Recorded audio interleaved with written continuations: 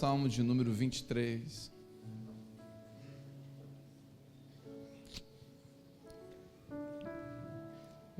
Eu poderia pedir para você citar ele, né? Sem ler. Todo mundo sabe, mas eu quero ler mais de um versículo. A gente fica só no Senhor é meu pastor, não faltará. Mas deixa eu seguir um pouquinho nele aqui. Vamos ler? Salmos de número 23, versículo 1. Diz assim: o Senhor é o meu pastor e nada me faltará. Algumas versões, a versão King James traduz como: o Senhor é meu pastor e de nada eu sinto falta. Versículo 2: deitar-me faz em pastos verdes, guia-me mansamente a águas tranquilas. Refrigera minha alma, guia-me pelas veredas da justiça, por amor do seu nome. E ainda que eu ande pelo vale da sombra da morte, eu não temerei mal algum, pois o Senhor está comigo.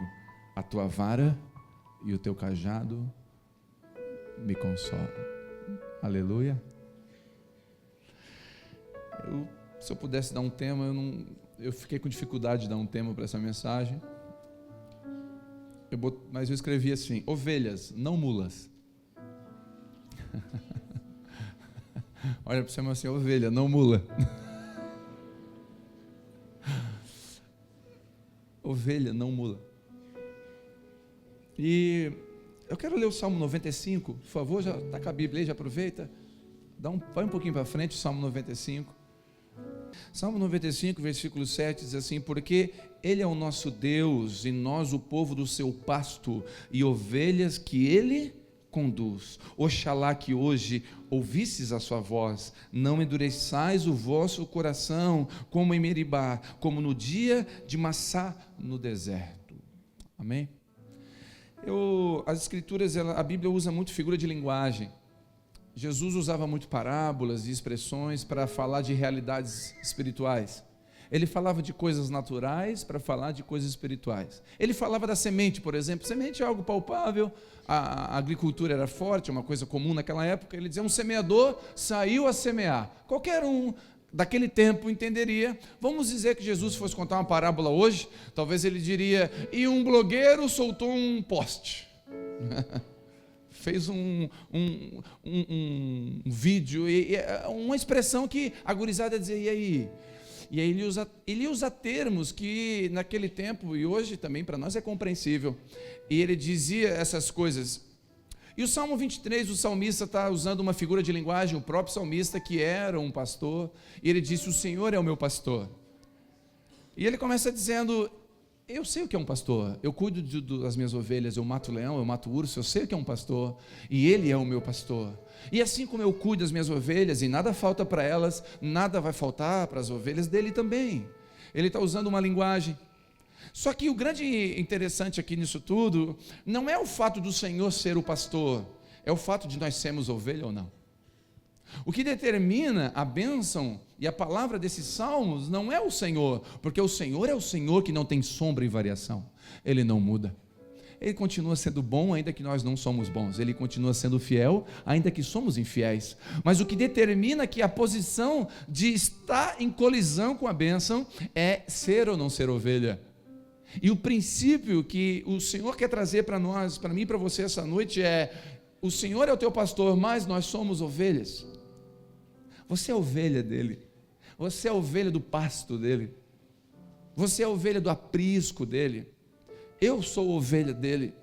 O que Deus quer dizer para mim e para você não é se você é evangélico, não é se você, quanto tempo de ministério, de igreja ou de batismo nas águas você tem, porque eu conheço pessoas que têm tudo isso, mas não são ovelhas do rebanho do Senhor, pessoas que têm tudo isso, mas não são discípulos de Jesus.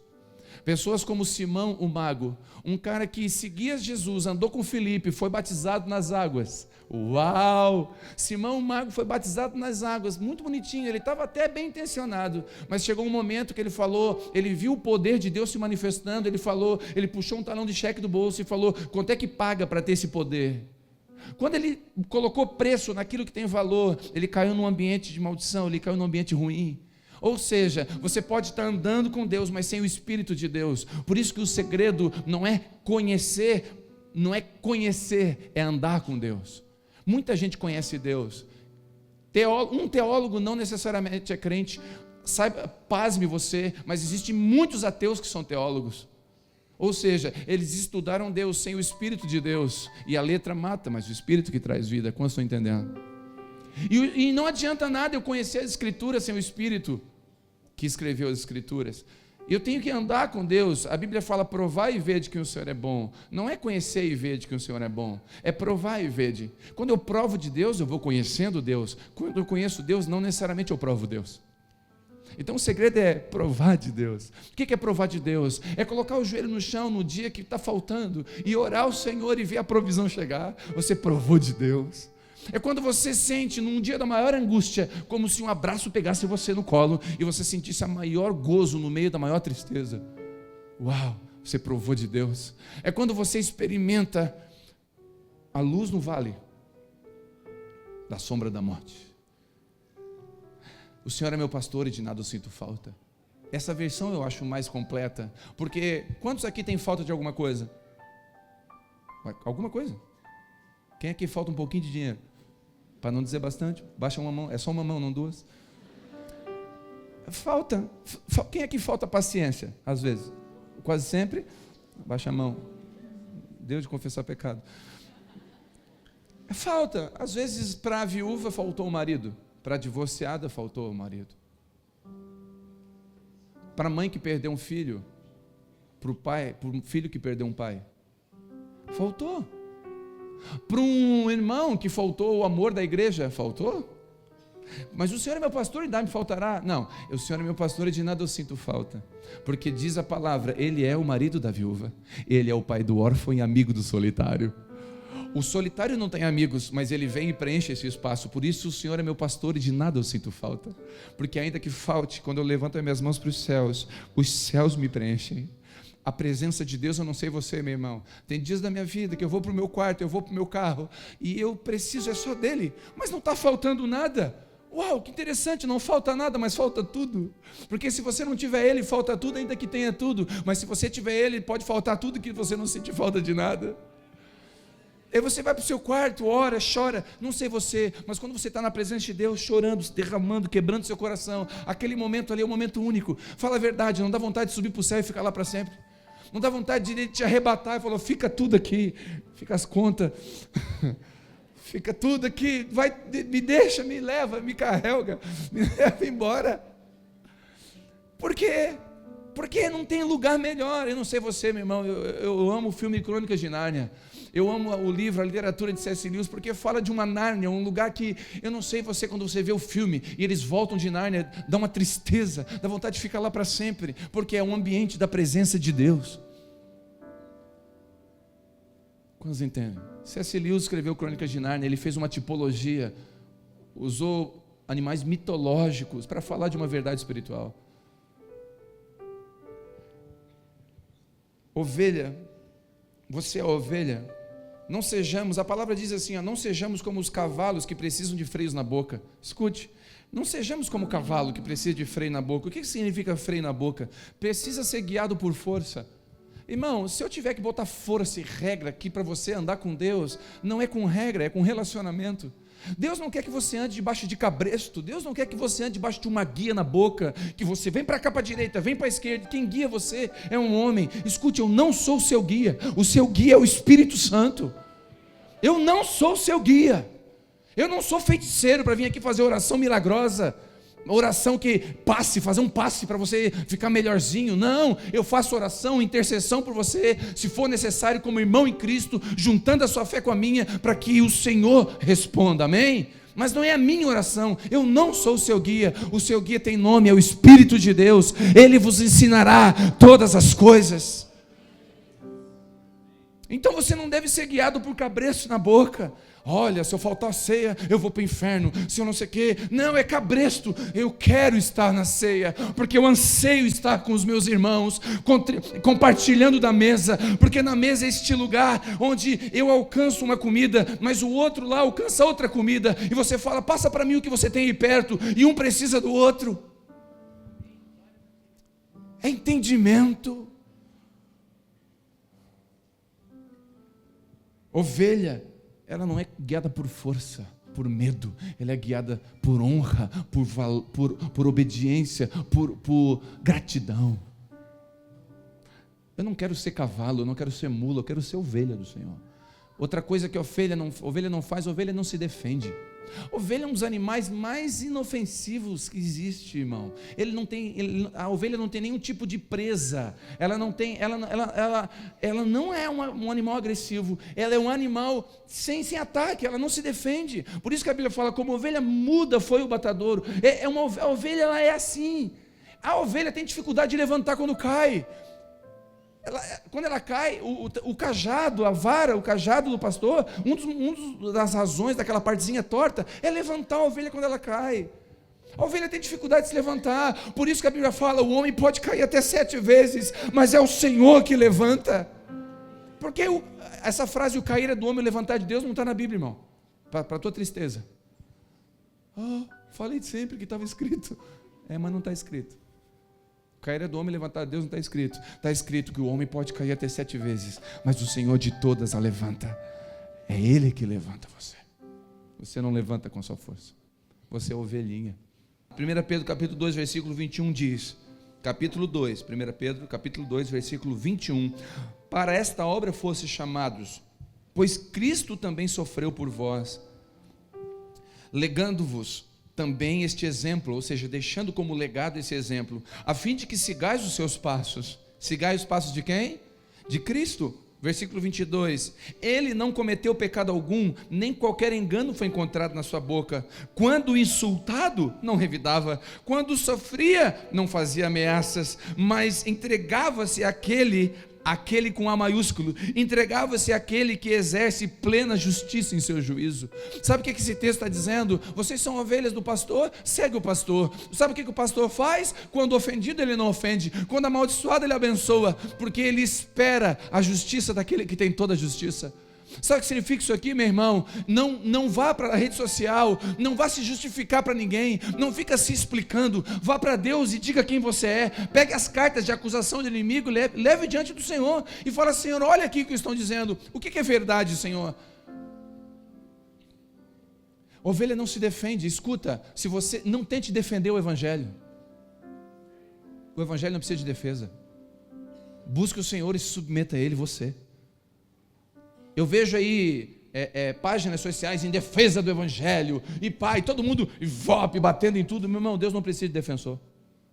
Deus não precisa de defensor. Quer um conselho? Não bota a tua força em defender o Evangelho, bota a tua força em praticar o Evangelho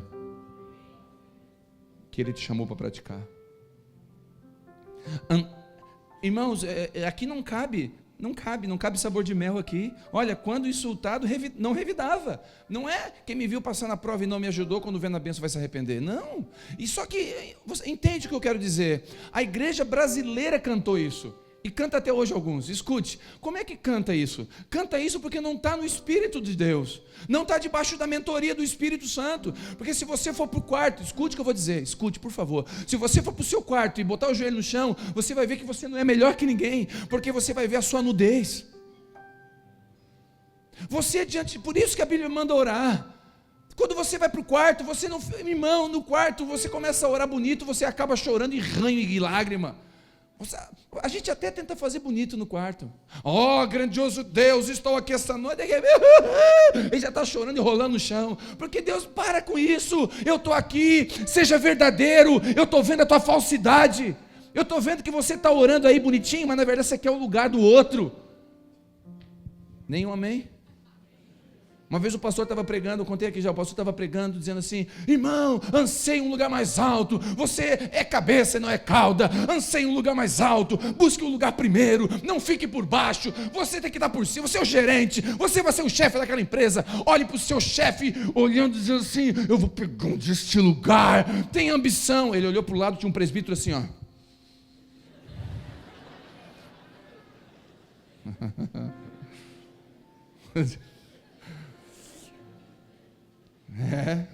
A igreja está sendo ensinada a ser mula, a ser cavalo, não ovelha. Sabe onde é que está o poder da ovelha? Nos ouvidos. Ela ouve a voz do seu Senhor. e segue os seus passos. A grande arma de ataque da ovelha é ouvir. Meu irmão, não tem coisa mais preciosa do que ouvir a voz do Senhor. Não tem coisa mais diretiva, mais pacificante, mais apaixonante do que ouvir Ele falando a você: filho meu, filha minha, vem para cá, volta. Não tem coisa mais deliciosa do que ouvir a voz do Senhor. A voz do Senhor acalenta, acalma. A voz do Senhor põe paz no meio da tribulação. Nada melhor que ouvi-lo. Quem se justifica tira a oportunidade de Deus justificá-lo. Vou repetir. Quem se justifica tira a oportunidade de Deus justificá-lo. O único animal que não tem defesa é a ovelha. Quando alguém pisa no pé, ela não morde, ela grita. Posso ouvir um amém? Quando alguém pisa no calo, ela não morde, ela grita. Quer saber se o cara é ovelha ou lobo? Pisa no pé. Se morder, dá uma pisada. Irmãos, sabe quando eu sei que uma pessoa está parecida com uma ovelha? Ou pelo menos está se transformando, né? A ovelha. Eu exorto.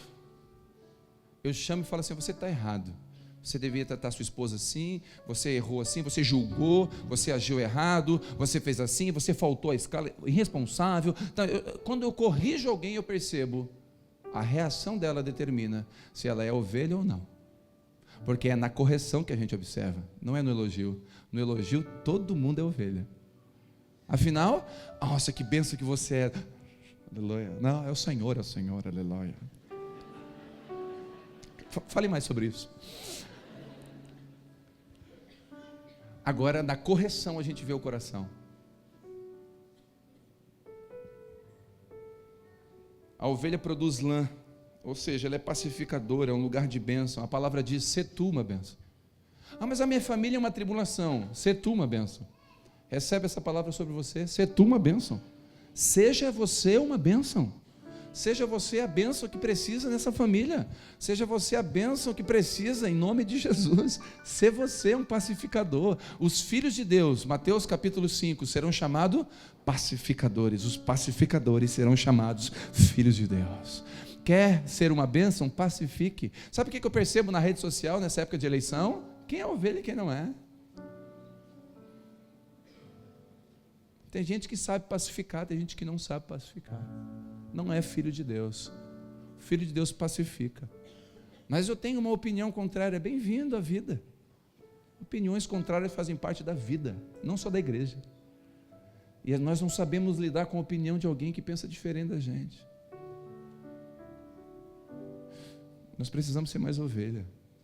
Ah, e ovelha não é burra, a ovelha é mansa. Não é proibido pensar, diga amém. Pense, ovelha não é burra, é mansa. Então, produza lã, aqueça alguém, seja paz. Chega na empresa, quando você chega na empresa, qual a sensação que os seus colegas de trabalho têm? Chegou a tribulação, chegou o sapricó, olha ali, e diz que é crente. Quando você chega em casa, marido, depois do trabalho, até o cachorro se esconde? Tem gente rindo assim.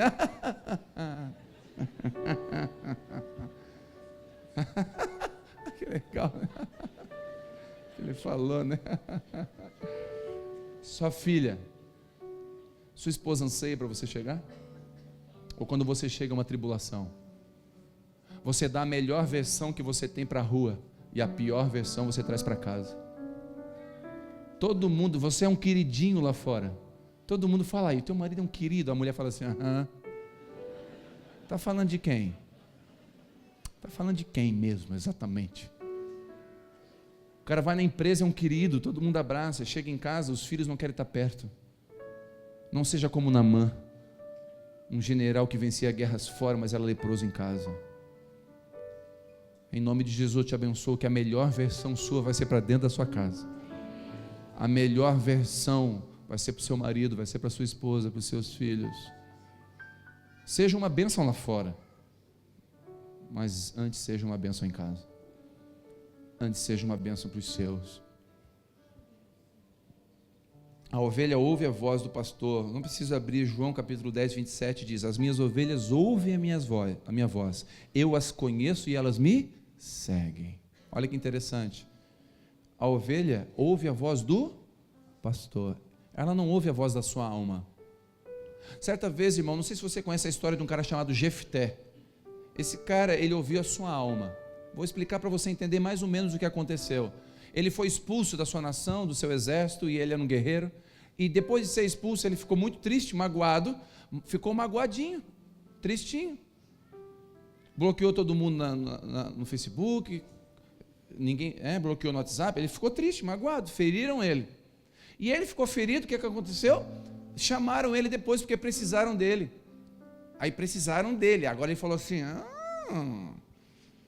tá. Irmãos, a Bíblia fala que ele fez um voto.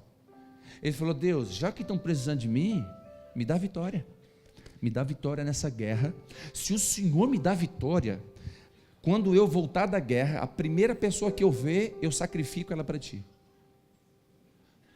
Olha o que um homem com a alma machucada tem a capacidade de fazer. Fazer voto de tolo. Senhor, mostra, me levanta o meu ministério, Senhor, porque se o Senhor levantar o meu ministério, aí, quem me viu passando na prova,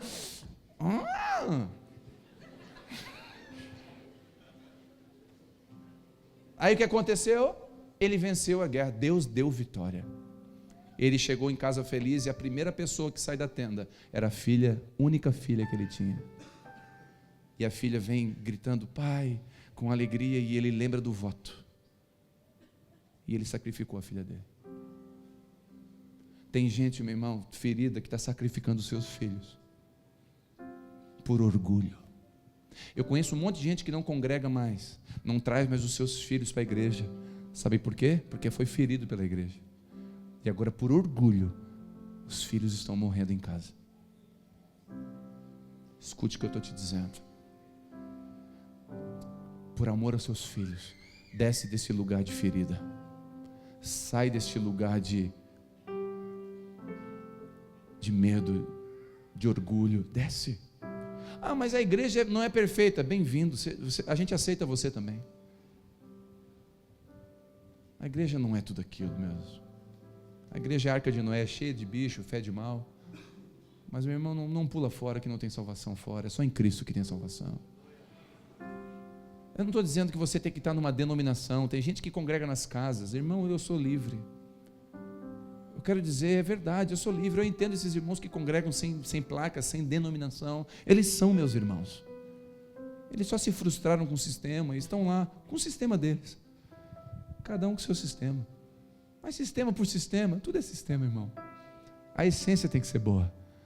A essência tem que ser correta. Jesus tem que ser o fundamento. Ele ouve, não ouça a voz da sua alma, ouça a voz do Senhor. Ele não pode ouvir a voz da multidão.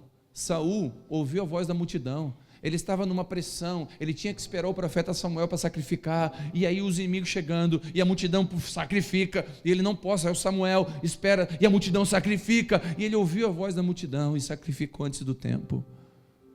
Quando o profeta chegou e falou: você foi reprovado hoje, porque não ouviu a minha voz, ouviu a voz da multidão. A voz do povo não é a voz de Deus. O mesmo povo que grita hosanas, grita crucifica. A voz do povo não é a voz de Deus. Cuidado para não ouvir a voz de todo mundo. Cuidado com esse movimento feminista. Cuidado. Sabe o que é o movimento feminista? São mulheres dizendo assim: por favor, onde estão os homens? Onde estão os homens de verdade? Não moleque jogando videogame com 30 anos. Homens de verdade.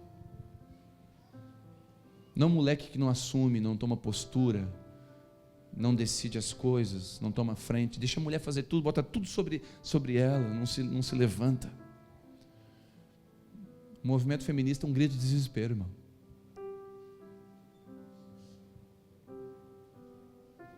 Ouça o Senhor, não a voz da multidão. E não ouça pessoas bem intencionadas, que não é a voz de Deus. A Bíblia fala que Sara deu um conselho para Abraão. Abraão, já que nós somos velhos, o Senhor falou contigo, mas já que está demorando para agir, vamos dar uma adiantada no processo? Pega a nossa empregada, tenha um filho com ela e vamos dar continuidade desse negócio. Sara estava mal intencionada, irmãos. Sara estava mal intencionada, irmãos? Não, estava bem intencionada, mas não é a voz de Deus.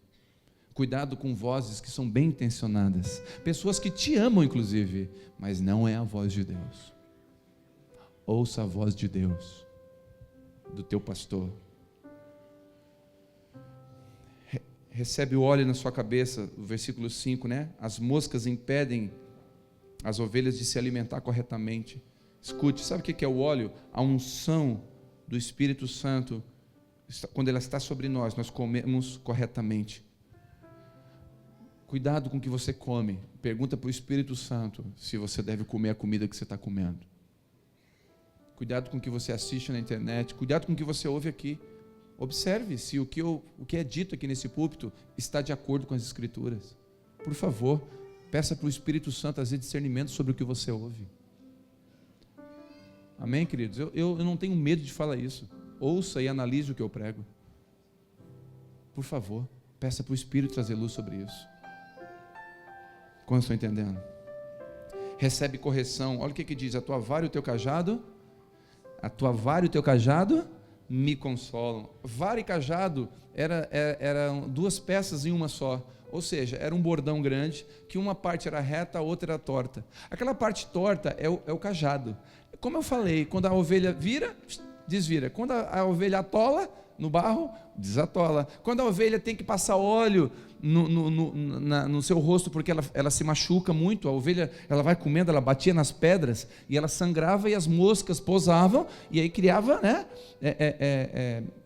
bichos aqui, né? Então, o que o pastor fazia? Ferida no rosto, nos olhos, aqui no nariz, pegava, puxava com um cajadinho, jogava o óleo para as moscas não pousarem. Amém? Então, o que é o cajado? É esse cuidadinho de Deus, esse zelo. Vem cá, filhinho, te amo. A gente está ali meio rebeldezinho, assim, eu não te amo mais. Esse dia, até um dos capítulos do livro é esse, né? Pai, eu não te amo.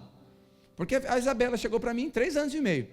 Eu dei um tapa na bunda dela, porque ela fez uma coisa errada. Ela virou para a mãe: eu não amo o pai.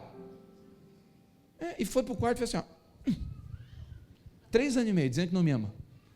Como assim, Bela? Não amo o pai. Ela queria o quê? Me ofender, queria me machucar. Ela queria chamar minha atenção. Só que o pai não se ofende. Não amo o pai? Então o pai está tite. Pai está tite? Não amo. E aí eu ia para o canto, fazia. Ela vinha: ama sim, pai. Bela ama. Tipo assim. Irmãos, eu vou dizer uma coisa: esse cajado é que puxa a gente. Esse cajado aqui puxa, mas a vara é o que bate, é o que corrige. O outro lado é a correção de Deus. Eu vou ler uma frase do C.S. Lewis, escute essa frase. Deus sussurra a nós na saúde e na prosperidade. Escute, na saúde, na prosperidade, Ele sussurra. Fala o nosso coração sussurrando. Mas como nós somos maus ouvintes e não sabemos ouvir, então Ele gira o botão do amplificador do sofrimento. E através do sofrimento nós começamos a ouvir a sua voz. A gente não é bom ouvinte. Aí ele fala: já que eu estou sussurrando, ele não está me ouvindo, ele pega o botão do amplificador, sofrimento, aí no sofrimento a gente ouve. Quantos de nós que só a dor fez a gente ouvir? Quantos de nós aqui que estamos aqui, e você está aqui no culto porque está doendo, aí o Senhor está dizendo: só assim para levar ele. Deus tem as suas formas, ou seja, a tua vara e o teu cajado me consolam. A vara de Deus também nos consola.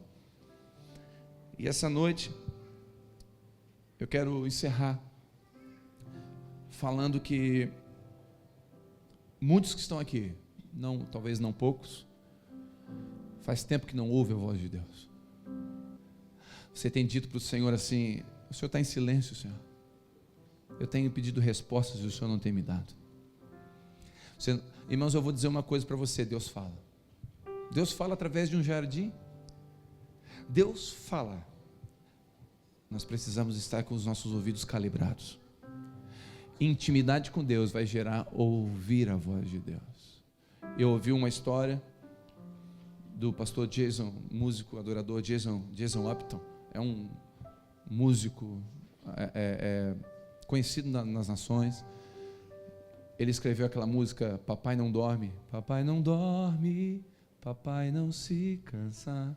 Esse cara, ele tem muita intimidade com Deus. E eu fui numa ministração com ele, e ele falou o que é intimidade, o que é ouvir a voz de Deus, como que a gente ouve a voz de Deus. E Deus estava falando para ele, eu vou te explicar o que é intimidade. Eu vou te explicar o que é intimidade. E um dia ele estava lá, com a filhinha pequena dele, aprendendo a falar, e ele chegou para a filhinha começou a falar para ele assim, ó, ela fala inglês, ela falou assim, ó, Glé, papá, Glé, pedindo para ele, Glé. Só que ele não entendeu. O que a minha filha está querendo dizer? Glé. E ele não entendi. Aí chegou a filha mais velha. A filha mais velha chegou e falou assim, pai, o que houve? Não, a tua irmã mais nova não está pedindo Glé. Ô pai, é leite. Ela quer leite. Não, mas peraí. Leite, em inglês, é milk. Tem nada a ver com Glé. E Glé, em inglês, é Glé. É nada. É igual a Bela. A Bela chama o bico e o cheiro de Dieter. Os dois são Dieter. E o Dico. É o Dieter e o Dico. Dieter e Dico é o bico e o cheiro da minha filha. A Vitória chamava de Trum e Rum. É o bico, o Trum e o Rum. Então se você chegasse lá em casa e ela, o Rum, o Trum. Que isso? Sai dela, o que falar viado estranho. Só que era o linguajar delas. E a menininha, Glé. Deus falou com ele, vai para o quarto que eu vou te explicar o que é intimidade. Ele foi para o quarto, orou, Glé, leite, branco, santidade, vaca não, leite, santidade, leite, criança. Ele voltou lá, Glé, Deus, leite. E Deus falando, eu estou te ensinando o que é intimidade. Aí quando ele estava ali orando, Deus falou, filho, quem foi que entendeu a tua filha pequena? Foi a minha filha mais velha. Por quê? Porque ela passa o dia inteiro com ela. Quando você anda com Deus, você entende Ele.